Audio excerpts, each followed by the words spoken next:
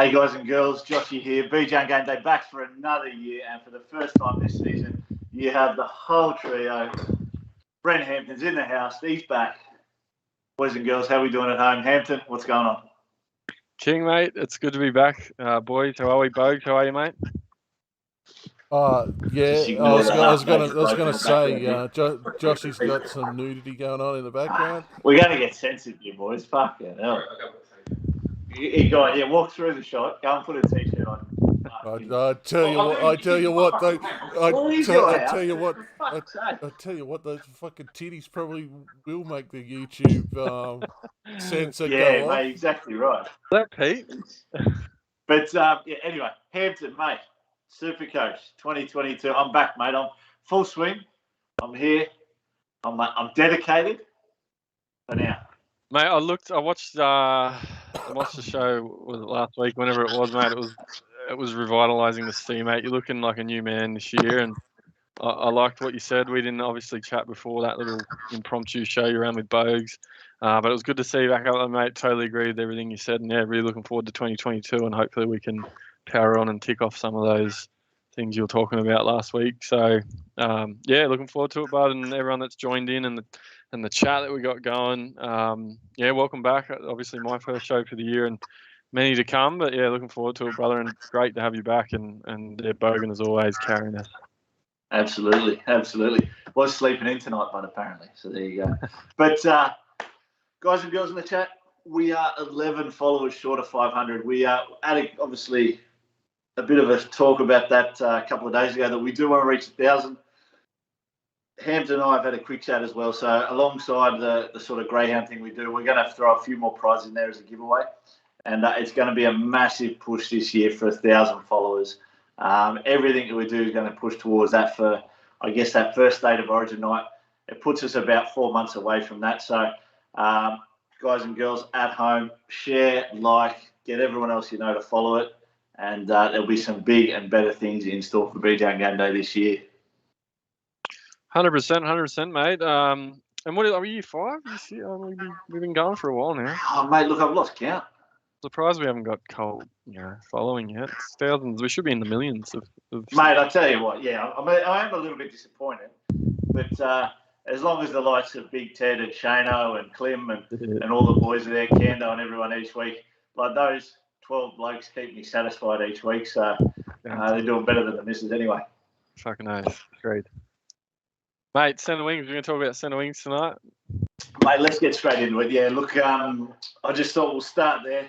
I think it's probably, if we look into this year, hardest part about this year, I guess, is trying to put together, and as it is every year, mate, that sort of first week, trying to get that right team. I think there's a lot of opportunity in the centre wingers this year. There are some guys who sort of emerged last year that are at some nice prices, and I think that's going to allow us to bolster the ranks elsewhere. I just sort of wanted to go through a few, I guess, the top centre wingers that we sort of all, really predict, maybe throw in one here or there that people don't know. A couple of value ones each, mate, as well, just to sort of where people can maybe pick up one or two and some reasoning why. A couple of sleepers and then basically just, I want to say a trap, but Bogan loves this word. He sent me the pop culture reference or the anime pop culture reference for trap, and it's a little bit different to what us NRL Supercoach people. Mate, have you got that there as a screenshot you can chuck up on the screen, mate? No, unfortunately. We should be better prepared. But do you want to explain it to us, mate? A trap in anime is an androgynous character who pretends to be a gender that they're not in order to fool other characters.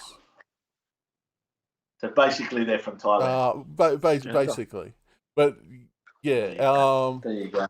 Is often Anyway. what we're getting deep into fucking internet lore here. What would be termed femboys are referred to as traps. So, I'll be back in 2 seconds. Here we go. Does this count, chat? Does this count as Josh leaving the stream? Does he default on the bet on the challenge? He'll be back. We're We're changing angles here, boys. We've gone back to our old Tuesday way. Hey, the season hasn't started yet. The challenge was the regular season. Fuck up. Go fuck yourselves. But, was it the 2022 season, King, or 2022 season? Yes. Yeah, right. So regular season, can't miss a Tuesday night. The terms of the challenge are already changing. What are you talking about?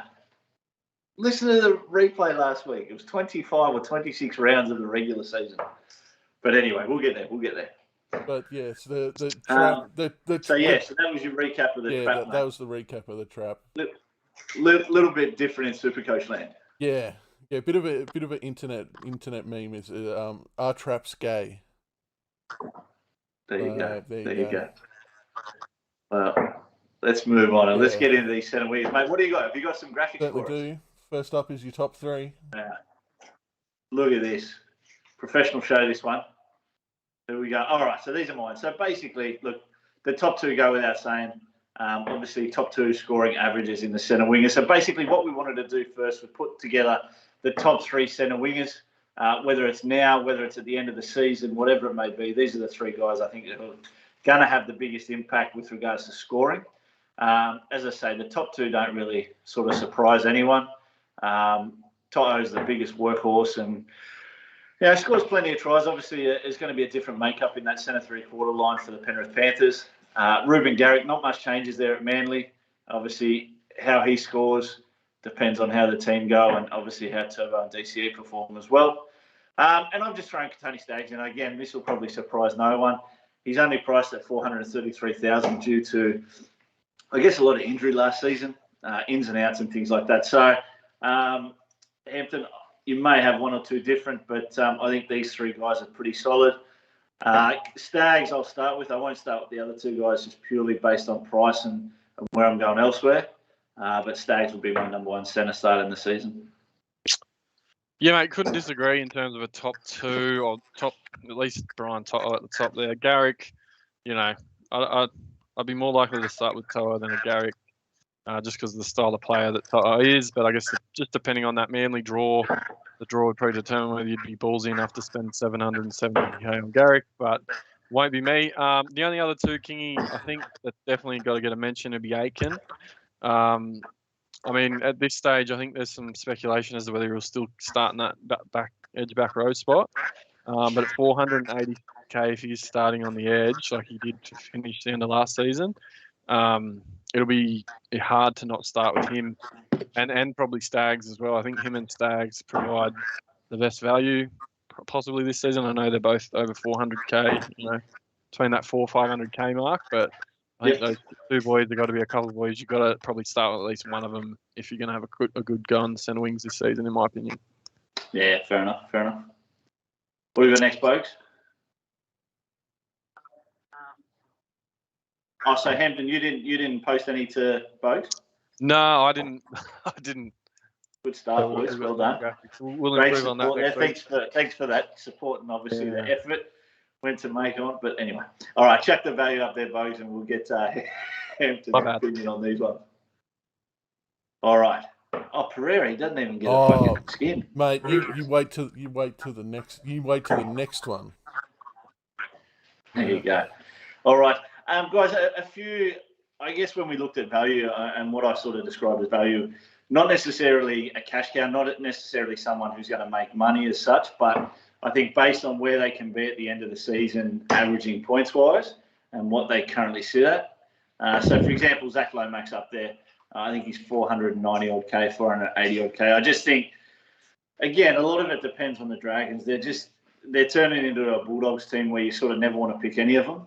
But Lomax, last year I thought he was a little bit disappointed. I think he can bounce back. I think he's probably a 65 to 70 average player. And I just obviously need to see a little bit more of the Dragons from a team point of view. Mate, what are your thoughts on Lomax? Well, mate, he would have been in possibly one of my top three. If I had to say another name, it would have been Lomax. I think he's all class. He missed a big chunk of the middle of last season due to injury, King. But if you have a look at, he came back for the last four games of the last five.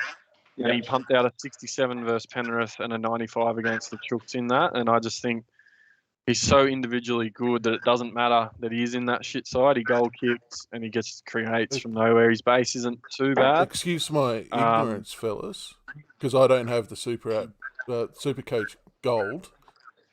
Is Zach Lomax dual again this year? No. Centre only. But at 496k, he's not an easy pick. He's in that awkward range again for someone that isn't, he's missed a bit of time, and there's a few other options around, maybe a bit of better value. But I wouldn't blame anyone for starting with Lomax. I think he's fantastic, and I think he'll be a future Blues centre for years to come. To be honest, I think he's 100. Mate, the other guy at the top there, Jordan Pereira, who we can't see a face of, but mate, obviously the Broncos have signed him.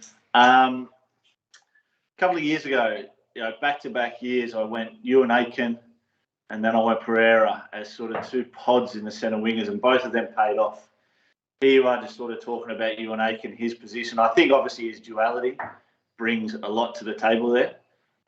What action and what role he's going to play at the Warriors is going to be huge, because he does bring that sort of, that attacking prowess. One thing Jordan Pereira does is just bring that sort of oomph from the backfield that, starting sets off. And I think something that the Broncos have lacked for a long, long time. Look, I got to think he gets a start up there. Who knows what sort of happens up there. But I think if he does get a start, this is sort of more of a Teamless Tuesday kind of thing. At 266k, I just can't ignore the value. This is a guy who's peaked at sort of mid-500s before. And I just think that if he gets that opportunity, there's just plenty of money to be made. What's his price, King? 266. All right, if he's starting on that edge, on that wing, it'd be hard to look past. I think he's a lock, mate. And the other three boys down the bottom, mate, obviously young, upcoming centres, firmer in the second row for the Titans. But Will Penasini was great with what we saw him at last year with the Eels. Looked really, really good on that right-hand side. Isaac Targo, look, again, there's talk around him getting that sort of starting spot in the centre wings. And at the price he is, and in a team like that, you've got to think that there's a little bit of upside there to him. I'm not convinced. This is probably more a pick from me listening to other people. But at the same stage, I did shithouse last year, so maybe I should listen to other people. Are you sure Penasini isn't a trap? I don't know. I haven't seen him in a week yet. He certainly. Any value out there, mate, you thought of? Sorry? Any value out there you've thought of, Hampton? There's a few. I agree with Penasini, Otago as well. Those two boys are in my side. FEMA, I think it will just depend on that role again, and probably be a TLT thing. You'd imagine, that Holbrook's a bit of a loose cannon with the way he plays. Guys, so I don't know if FEMA starts or not, but if he's starting, good shout, King. The only other guys, they're not probably, they're definitely not locks by any means, and they're definitely not cheap, but there's potentially some value to be had. I also thought that Cobbo at 320k, I mean, he's not going to probably be a big basey guy, but if he plays to his potential and, there's some speculation he might find the fullback spot at Brisbane as well. I think Tessie New's been training there, but Cobbo's one I sort of keep an eye on for trials, and obviously team lists probably determine it. 320k. Coates as well. He's 358k, and I know a lot of people aren't, convinced by Coates, and he doesn't have the big base, and he goes missing. But I imagine if he's going to take, I don't know if he's going to take that Addo Carr edge that's been left vacant. I think Coates is traditionally the right side winger for Brisbane and Queensland, and Addo Carr's left that left side wing vacant. So I don't know if he's going to find his way out on that left side. But at 358k, he's another bloke I'll be pretty keen to keep an eye on through trials and see what he's doing. If he's busy and he's getting in and taking those hit-ups and those runs, it probably doesn't matter which side of the field he's on. But he's another guy I've probably just got a little bit of an eye on, Kingy. But again, Teamless will determine a lot of it. Yeah, get him in. We need a third co-host here. No, fair enough, mate. I guess that'll lead me into the next section, mate. The sleepers. Last one, King. One more. Yeah. That hasn't really got much airtime. Naden at the Dogs at 340k. Again, Yeah, nice. just depending on those team lists, I think that Dogs, it's obviously a revitalised side, but I don't mind. Quick segue there. Give us your 341. opinion on the Dogs this year, mate. Oh, look, it's tough, right? Like any team, I think they have to be built on defence, and the players they bought aren't screaming defence. They're screaming, attacking prowess and damaging ball runners and guys that can score tries, which they still need as well. But, they're obviously not going to push for a premiership this year, but I think they'll be vastly improved and pretty exciting when you look at the number of guys they've signed and who they've signed. They've got Reid Marnie coming next year, which will add a lot. But, I think it's exciting time to be a Dogs fan. They've signed some really good names there in TPJ and Burton and Naden and Dufty. And, as I said, I'm sure Woodsy's stoked. Oh, yeah, there'll be a few Doggy supporters coming out of the closet getting those dusts and those jerseys off, I reckon. Mate, what do you reckon? Oh, mate, look, I think you sort of nailed it on the head with they've recruited from attacking point of view. I actually think defensively they haven't had that bad a structure. I think if you look at probably the past couple of seasons, when they've gone up against better teams, they're never a team that sort of lets in too many 50 or 60-point games. They've always struggled to score, but I thought defensively that they were sound for a sort of bottom 14, bottom 18 compared to the others. Mate, I've always sort of looked at it with the South approach. I reckon South for probably the last 5 or 10 years have just had that mentality. It's just like, it doesn't matter how many points you guys score. As long as we score more, we win the game. And I think that just makes exciting football. And I think with the players that they've recruited, that's the attitude they can take into it. So, look, I'm not talking top 8 yet, but I think they'll definitely win more games this year than they did last year.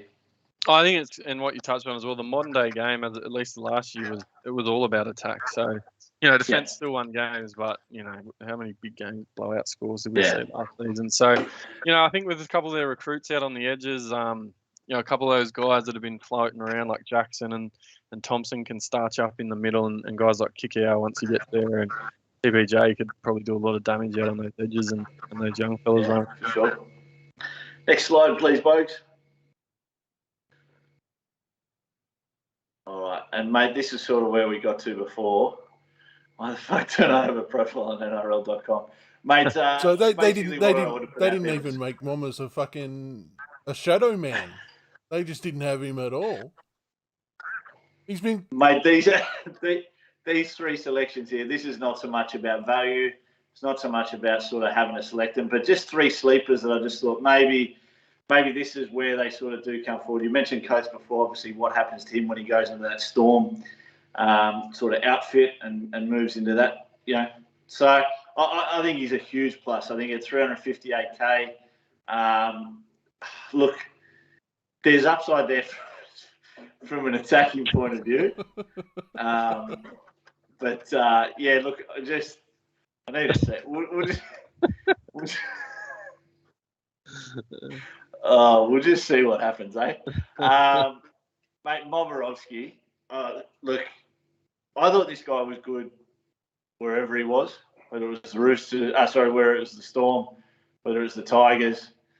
Where did he end up last year? Penrith. I was looking at it. He didn't play in Melbourne's grand final winning team, but surely he's a chance of being in 3 grand final clubs, 3 different grand final clubs, not playing 3 years in a row. If the Roosters, your favourite picks for this season, were to get up, I don't think I've ever seen that happen before. Yeah. Does he kick goals, Hampton? He does. I don't think Walker will start, and I don't think he was kicking goals too well. So I think they need a kicker. Chooks, mate, I like this guy. I see him and Lomax. I see a lot of sort of similarities.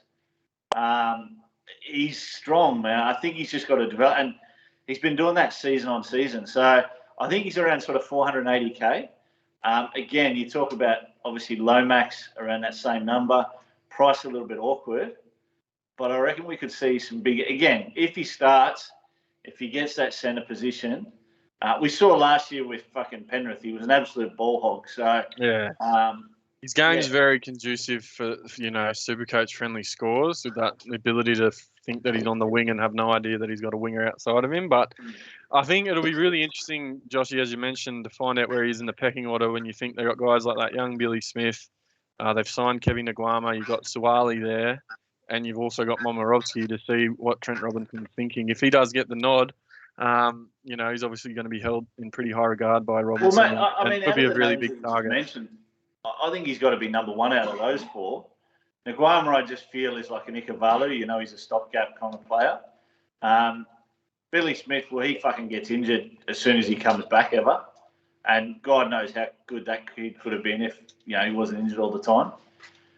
And, mate, look, obviously Suwali's got plenty of potential there. But, who knows when he gets Get the fuck off the camera, King. Get him in. I agree. I agree. Mate, the viewers are calling for you on camera, mate.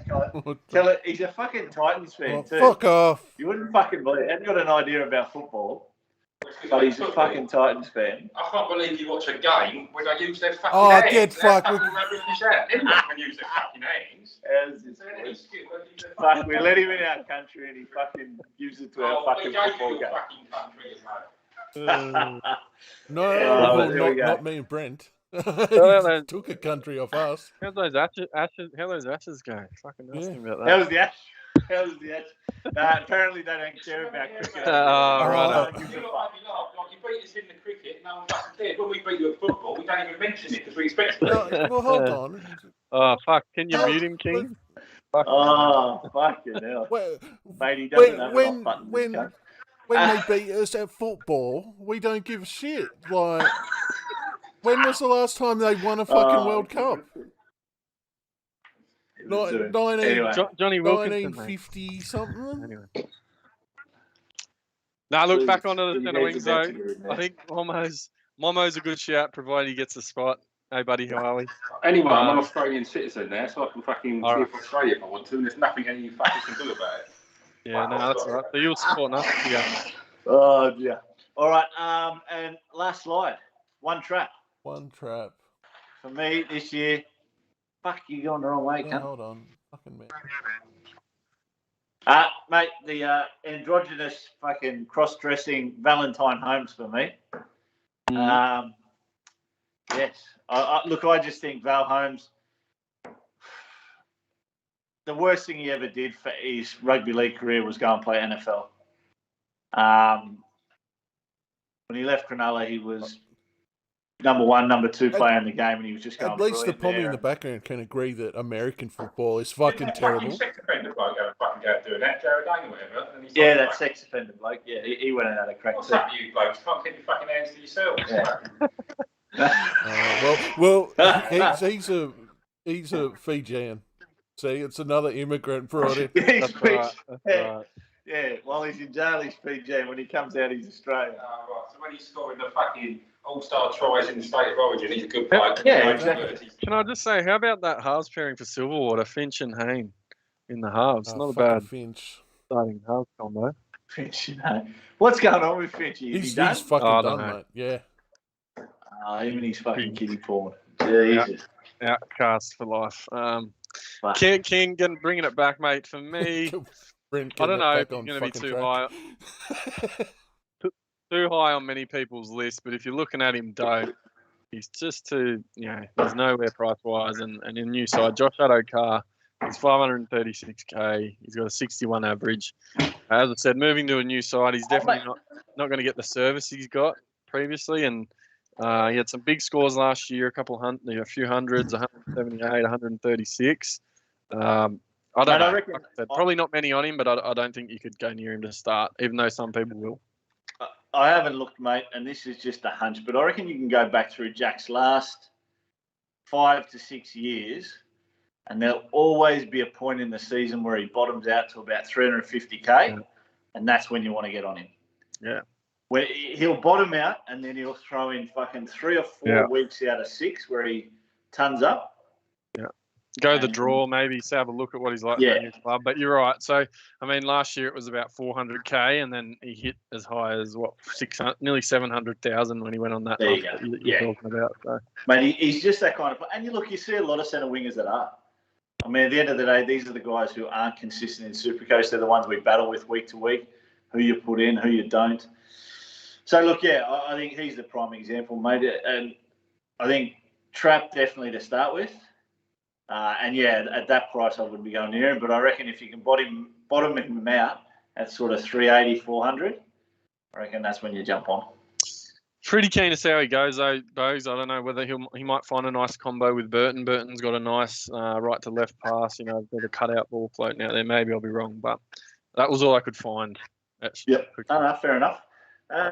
Mate, that was about it, just to sort of wrap it up. But what have we got in the chat, mate? Chat's pretty slow tonight. I think we haven't sort of interacted this much. I don't have a fucking iPad on me to check the chat. Climmy reckons Val Holmes is juicy. He does. Clem, that's why we're running the show and you're not.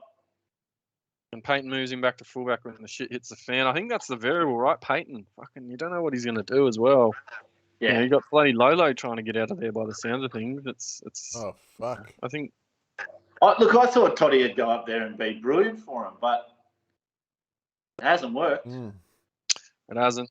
How are you, brother? He reckons Momo must be talking about Momo. We'll start at left centre inside Tupu and Manu and Sawali on the right side with Swift and Nakwama back up.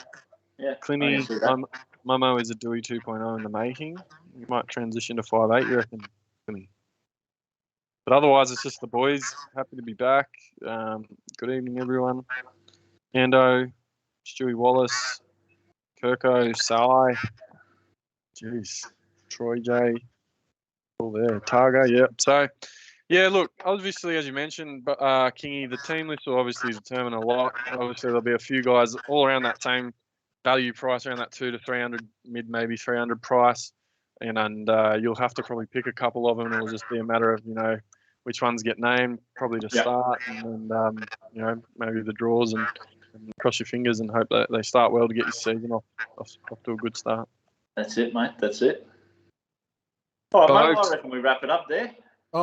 This week. Well, last episode we were going to do the results of the leagues. Oh, right. We completely forgot about doing it, so as we're running early for a change, might be a good time to do that. So the group for last year. Oh yeah, so this is everyone, isn't it? Overall rank 11. Yep. Oh, Brad with the bottom dollar rookies. Avalon Storm. Jason. Mick Well done, Richards, boys. Perpetual Motions, all coming back to me. These familiar names. We need to get a bit better with the names this year, boys. We need a little bit more dirt, a little bit more. Surely someone comes up with some fucking Finch and Hayne names or something this year. I have noticed. I tell you what, we'll put it to a vote. Hang on, if we can get 50 viewers in the next video, 50 viewers live, I will name my team this season Finch's Children. Oh jeez. Finch's Kids. Finch's Kids, Finch's Children. Children sounds dirtier. Finch, whatever. Anyway, boys and girls, share the next show. We'll be live Tuesday night next week, same time. I just want to make it clear. I don't in no way support any of the sentimental words that come out of Josh King or Bogan's mouth. All Bogan's mouth. I reckon you could get worse than that. I tell you what, I'm sure we could. We still got to keep it relatively. I've had the same name since day one, and it sort of held me strong. True, that'll be big. Are we up for a new name? Are we up for a new team name? Anyway, so that was the group win. Who won the leagues, mate? So the Invitational. So it ended up coming down. It ended up coming down back to back. Back to back for Kane Anderson. Well done, Kendo. He ended up against Adrianosaurus himself, it ended up being a bit closer than it was going to be expected. I tell you what, came from 7th, came from bottom 8, bottom half, not bad. Did a long way, but they knocked off all the who's who of the BJ and Game Day. That final series right there, absolute cracker. And then we had the all in. What a score! Was taken out by extra reckless Alex. Right, yeah, Alex, we have to get you in the chat, mate. Come on, son. Well, he'll be in the Clem draft. got beat in the semis. He'll be in the draft if he can get in contact Tex with Toys, us. Sex Toys. Sponsored by Finchie's Children. Shout out, Tommy. I got a shout out, boys. Tommy Otten from the Fig Jam Dynasty Sports podcast. Shout out to the boys. He's just messaged me. He reckons Finchie's Kids is the way to go, Kingy. Finchie's Kids? Yeah. All right. I tell you what, Tommy. Fig Jam. That's who runs Fig Jam. Right, gotcha. I thought for some reason Rowdy, Fig Jam was Rick and Shano as well as a film, but it's I think Shano's just there for the glitz and glamour. It's all Rowdy and Tommy. Mate. Yeah, gotcha. Tommy, get some more viewers in here next week, mate. We've got 11 followers to follow. I tell you what, forget the fucking viewers. That's a little bit hard this early in the season. Get it, boys. Get us to 500 followers next week, and it's Finchie's Kids. Oh, fuck. That's actually achievable, that. 11 to go. That's easy, boys. Share it with 11 mates, whatever. Get some super coaches in here. And 500 next week. It's Finchie's Kids this year. Done. Good shit. Yeah, that's only 13 subscribers, Joshy. Sure you don't want to put the...